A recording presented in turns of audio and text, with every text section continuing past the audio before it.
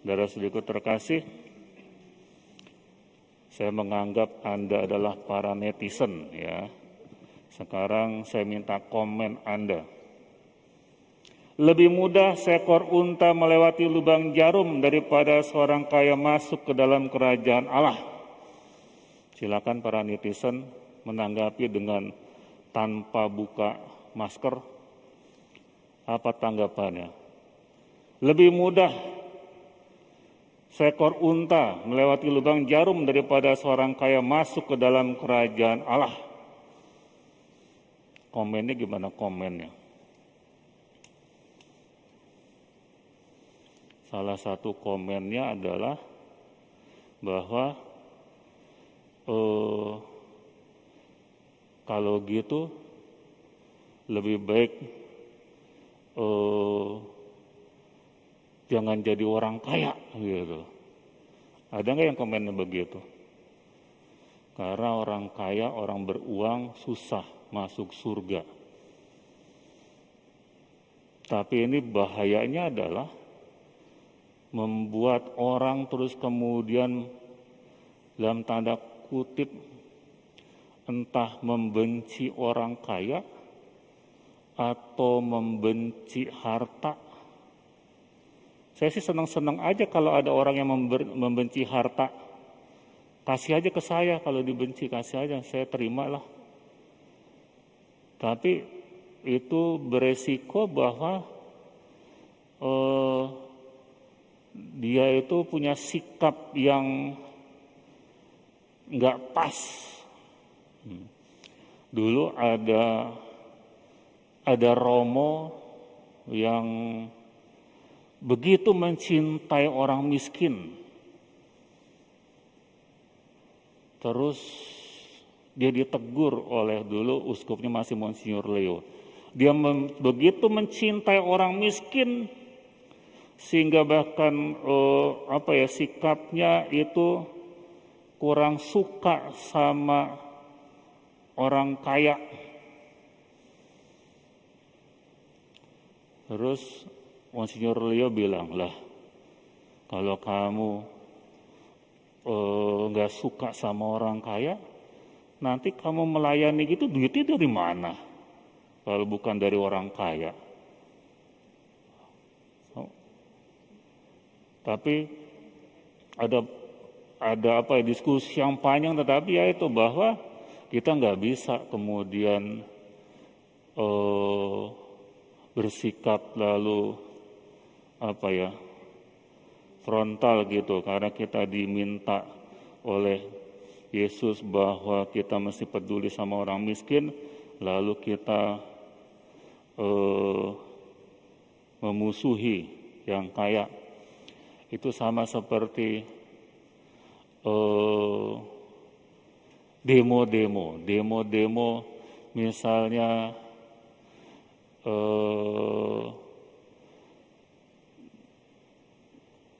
Bunda Teresa itu dia peduli sama orang miskin ya. Lalu kalau dia terlibat untuk misalnya karena waktu itu ada bahwa sistem ekonomi yang membuat orang-orang miskin, orang-orang kaya itu memanfaatkan yang miskin. Misalnya waktu itu ada kalau mau bikin vaksin, itu bikin vaksin aja di Afrika gitu. Ada banyak orang-orang yang bisa dijadikan kelinci percobaan gitu. Nah, hal-hal kayak begitu. Terus sikap Bunda Teresa adalah sikap yang nggak frontal untuk melawan yang kaya, tetapi dia memang lebih peduli kepada yang miskin, tetapi bersama yang miskin itulah dia bertumbuh. Jadi sekali lagi ini tidak mau mengatakan bahwa kita diminta untuk membenci uang atau orang kaya, tapi bagaimana kita bersikap yang baik. Karena apa? Di dalam Injil yang panjang ada kalimat begini.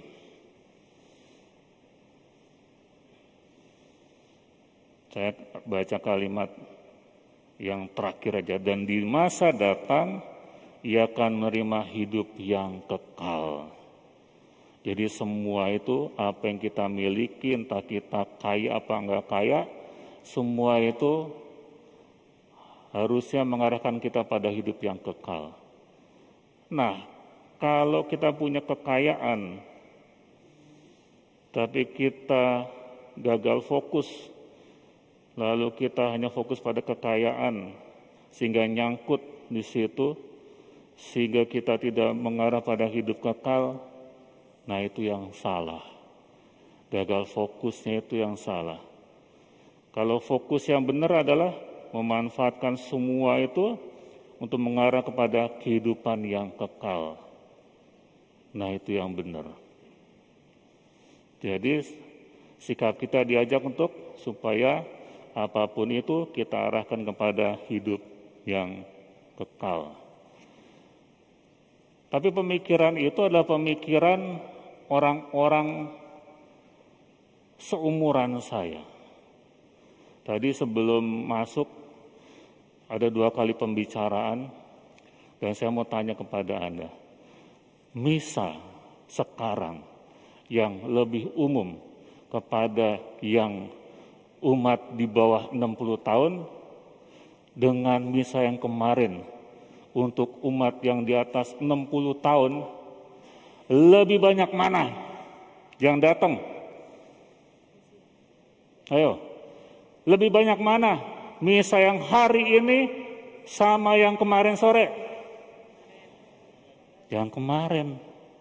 Karena itulah orang-orang sumuran saya ke sono itu istilahnya udah bawa tanah, jadi udah mikir ke sono ya. Yang di bawah 60 tahun mungkin belum mikir, padahal kita tahu Tuhan memanggil kita juga umur berapapun dipanggil sebenarnya. Tapi mungkin yang lebih mikir itu adalah umur-umur saya ke atas. Dan harusnya umur-umur saya ke atas memang udah nggak harus lagi mikirin mencari kekayaan yang di dunia, tapi mencari kekayaan yang surgawi. Tapi kan sekali lagi kita udah dikasih tahu dengan berbagai macam pengalaman, orang dipanggil Tuhan itu kapan aja sebenarnya, nggak harus seperti urut kacang gitu ya. Urut kacang itu kan bahwa orang yang lebih tua meninggal duluan, baru yang muda-muda, yang lebih muda gitu. Pengalaman-pengalaman kita kan juga memperlihatkan bahwa saya pernah itu ada seorang ibu yang marah-marah. Dia marah sama Tuhan, tapi di depan saya gitu, jadi kan dia marahnya jadi ke saya gitu. Saya waktu itu cuma diem aja. Kenapa dia marah? Karena 2 anaknya meninggal duluan. Terus dia bilang, Romo, selama ini saya berdoa koronka, berdoa pokoknya semua doa, tapi saya sekarang capek berdoa. Karena apa? Karena anak-anak saya meninggal lebih dulu.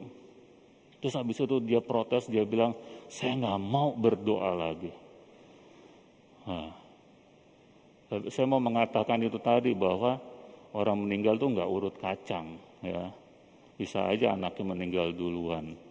Nah, kesalahannya adalah dari ibu itu adalah dia nggak tahu bahwa di surga nanti modal kita adalah doa. Jadi kalau apapun yang kita miliki sekarang nggak bakal kebawa ke sono. Nah, terakhir sebelum ini, tadi saya di sana, di belakang altar ini saya baca buku. Buku yang pernah saya baca, bukunya Hidup Sesudah Mati. Berhubungan dengan hidup kekal ini. Nah, dari apa yang saya baca, dari orang-orang yang, jadi orang-orang yang cerita adalah orang-orang yang mengalami mati suri gitu ya, mati terus. Jadi mencicipi kematian. Ya. Mereka dari pengalaman-pengalaman mereka, saya menyimpulkan bahwa tubuh ini dan hal-hal yang material ini malah menjadi beban, malah menjadi semacam penjara. Karena ketika bebas dari tubuh fisik ini, mereka itu mengalami bahwa mereka lebih cerdas, lebih cepat dan lebih dari segala-galanya. Jadi mereka mengalami bahwa pengalaman bebas dari tubuh ini, pengalaman kematian ini adalah pengalaman yang lebih menyenangkan daripada terpenjara dari tubuh ini. Nah, itu adalah bagian dari itu bahwa sesudah hidup di dunia ini ada kehidupan yang lain lagi, yang tadi dikatakan juga dalam kitab suci, itulah hidup yang kekal. Nah, dan itu masuk dengan Injil yang kita baca tadi. Jangan-jangan hal-hal yang material yang kita miliki, bahkan tubuh kita sendiri, itu membuat kita tidak mengarah pada hidup yang kekal, tidak mengarah kepada surga. Maka marilah kita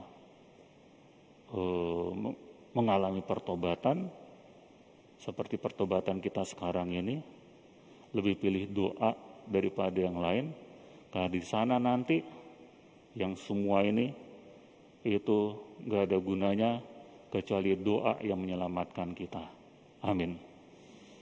Kita berdiri, kita ungkapkan tekad kita supaya memang kita di dunia ini masih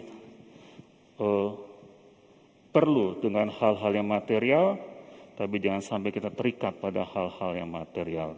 Karena kita terarah pada Tuhan, kita terarah pada surga.